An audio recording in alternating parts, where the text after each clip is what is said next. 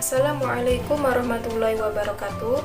Perkenalkan, nama saya Rosa Maulidiana, NIM 2042000114. Saya merupakan mahasiswa semester 5 dari Fakultas Tarbiyah dan Keguruan, Program Studi Pendidikan Guru Madrasah Ibtidaiyah, Universitas Islam Negeri Sultan Toha Saifuddin Jambi. Tujuan saya membuat video ini guna untuk memenuhi tugas mata kuliah pembelajaran IPA dengan dosen pengampu Ibu Nasyariah Siregar, SPDI, MPDI. Dalam video pembelajaran IPA ini, ada 5 model dan metode pembelajaran yang saya gunakan. Yang pertama, model. 5 model yang dimaksud yaitu 1. Model pembelajaran konstektual, 2. Model pembelajaran konstruktivisme, 3. Model pembelajaran berbasis pengalaman atau experiential learning. Yang keempat, model pembelajaran siklus belajar atau learning cycle. Yang kelima, problem based learning atau pembelajaran berbasis masalah. Yang pertama, model pembelajaran konstektual. Pembelajaran konstektual adalah konsep pembelajaran yang mendorong guru untuk menghubungkan antara materi yang diajarkan dan situasi dunia nyata siswa, dan juga mendorong siswa membuat hubungan antara pengetahuan yang dimilikinya dan penerapannya dalam kehidupan mereka sehari-hari. Yang kedua, model pembelajaran konstruktivisme. Model pembelajaran konstruktivisme merupakan suatu model pembelajaran di mana seseorang aktif membangun pengetahuannya sendiri.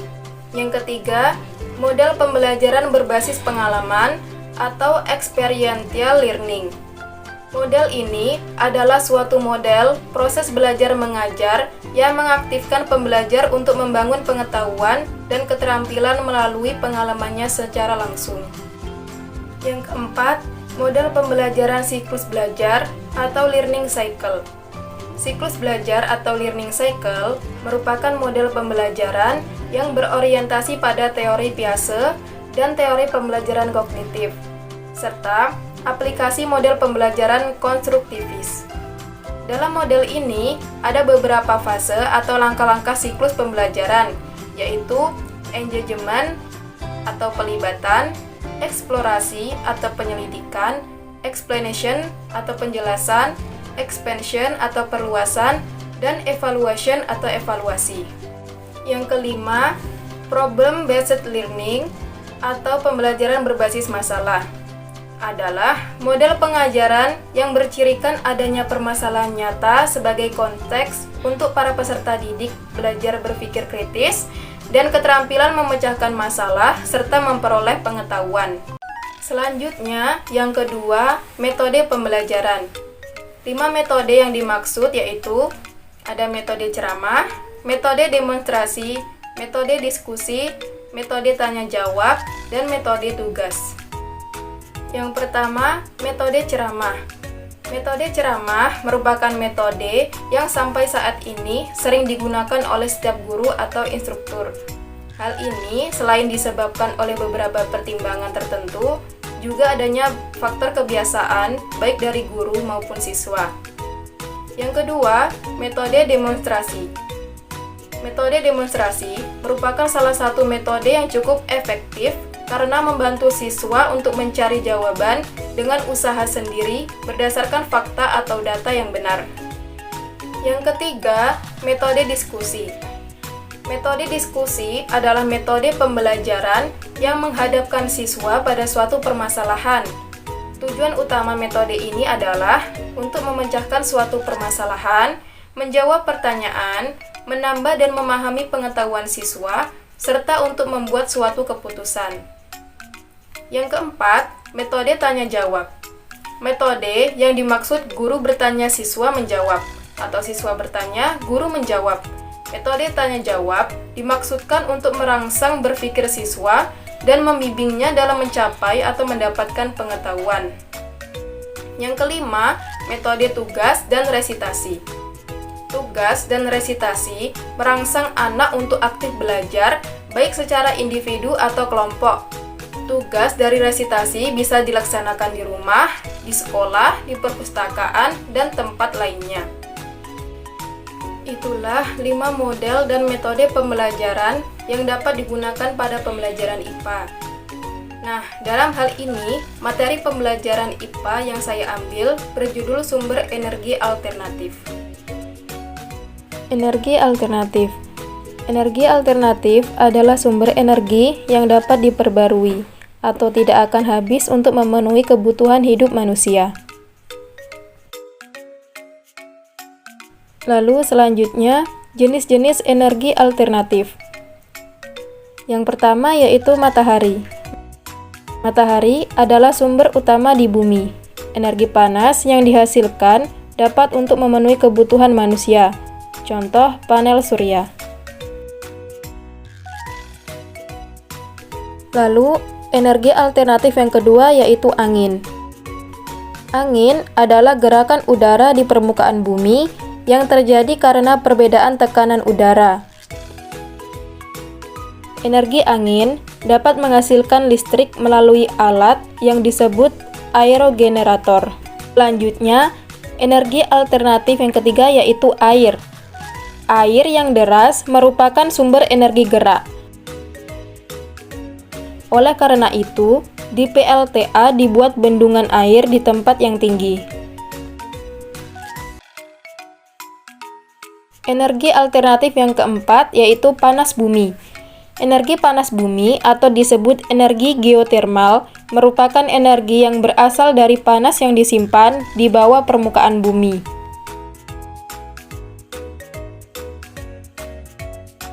Selanjutnya, energi alternatif yang kelima yaitu gelombang air laut. Gelombang air laut saat memecah di pantai menghasilkan banyak energi. Energi ini dapat diubah menjadi energi panas. Yang keenam, energi alternatif bahan bakar bio. Bahan bakar bio merupakan bahan bakar yang berasal dari makhluk hidup, baik hewan maupun tumbuhan.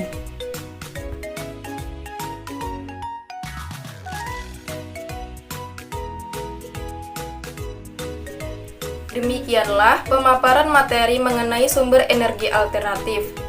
Berikut ini kita akan mendengarkan lagu sumber energi alternatif dan perubahannya. Mari kita simak video berikut ini.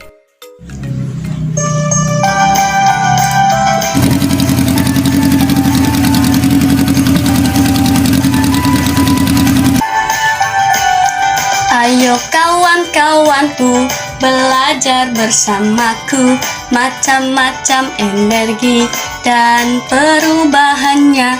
Panas, cahaya, gerak, listrik, bunyi, kimia. Itulah macam-macam energi. Yang pertama adalah kimia jadi panas. Contohnya adalah kompor yang digunakan ibu.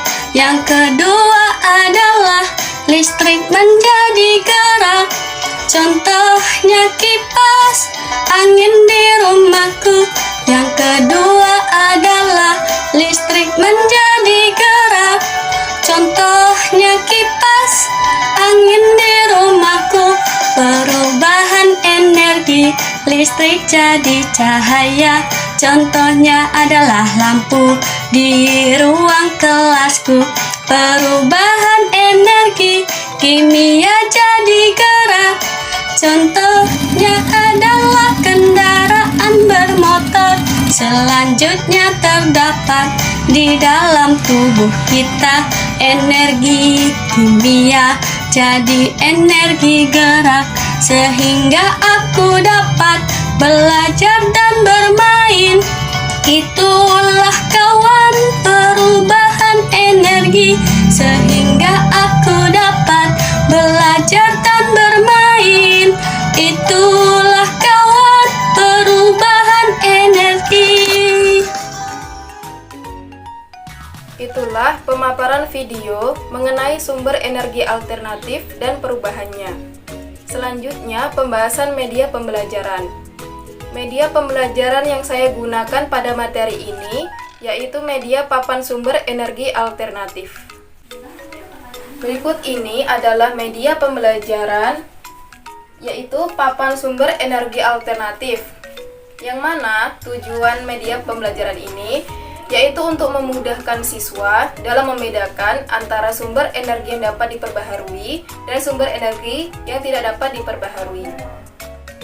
Lalu, bagaimana cara penerapan media ini? Penerapan yang pertama yaitu dalam media pembelajaran ini terdapat 4 jenis amplop.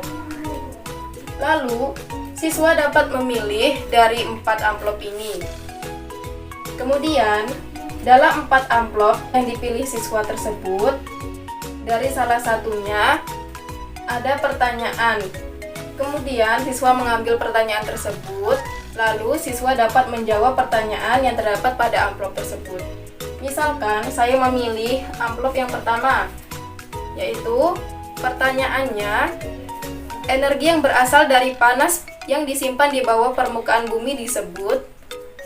Lalu saya menjawab pertanyaan yang ada pada amplop tersebut. Jawabannya adalah panas bumi.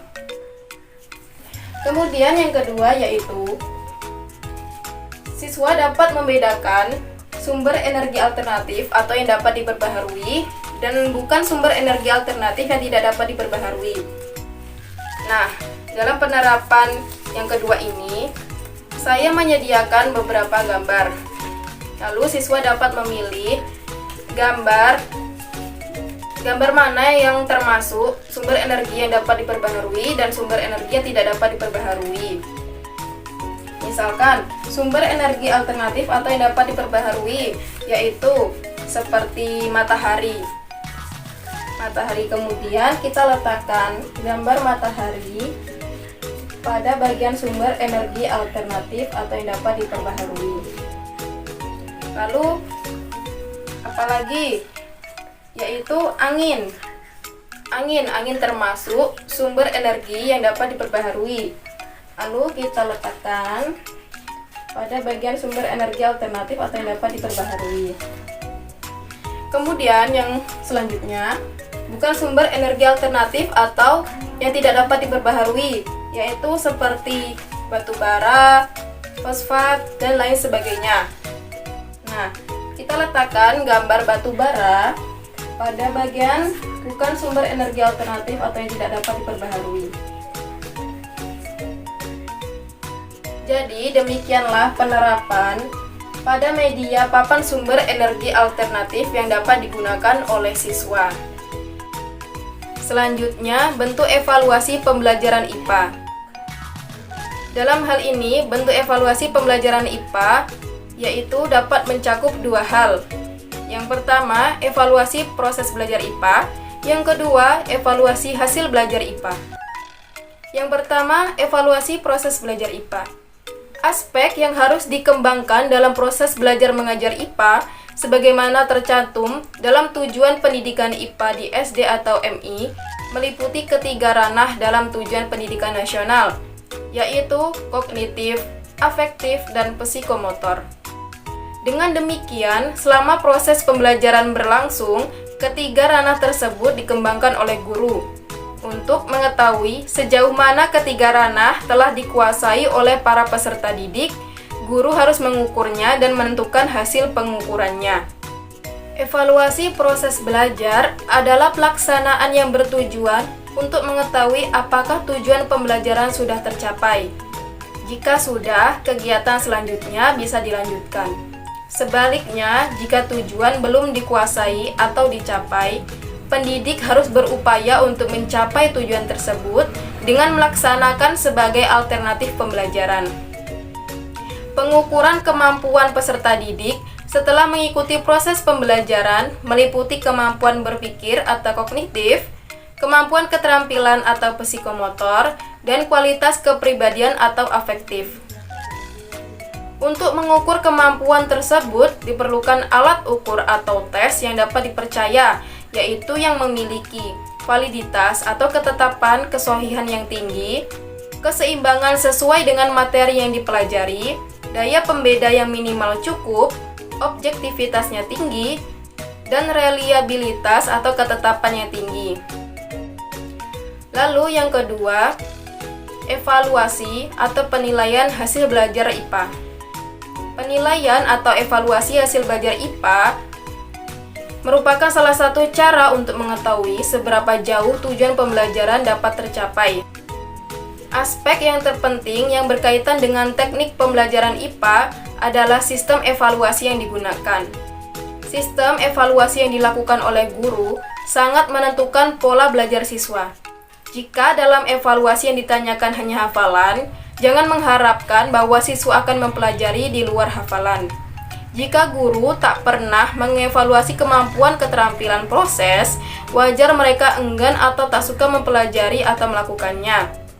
Jika evaluasi pembelajaran IPA selalu berupa soal-soal yang mengutamakan perhitungan matematika, maka wajar mereka tertarik belajar soal-soal dan penyelesaiannya tanpa belajar memahami konsepnya lebih dulu.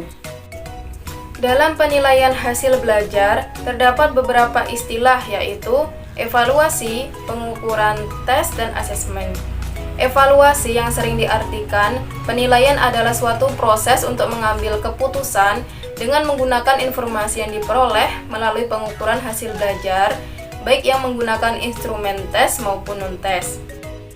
Tes dapat diidentifikasikan sebagai suatu pernyataan atau tugas atas perangkat tugas yang direncanakan untuk memperoleh informasi tentang atribut pendidikan, yang setiap butir pertanyaan atau tugas tersebut mempunyai jawaban atau ketentuan yang dianggap benar.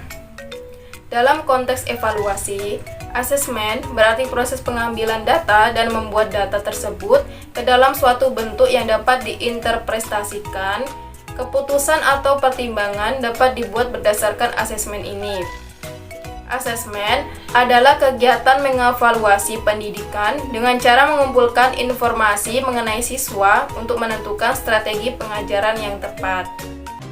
Jadi, itulah beberapa model, metode, materi, media, dan bentuk evaluasi atau penilaian yang dapat digunakan atau diterapkan pada pembelajaran IPA. Mungkin hanya itulah yang dapat saya sampaikan sebagai tugas untuk memenuhi pembelajaran IPA. Saya akhiri, wallahul muwaffiq ila aqwamit thoriq. Wassalamualaikum warahmatullahi wabarakatuh.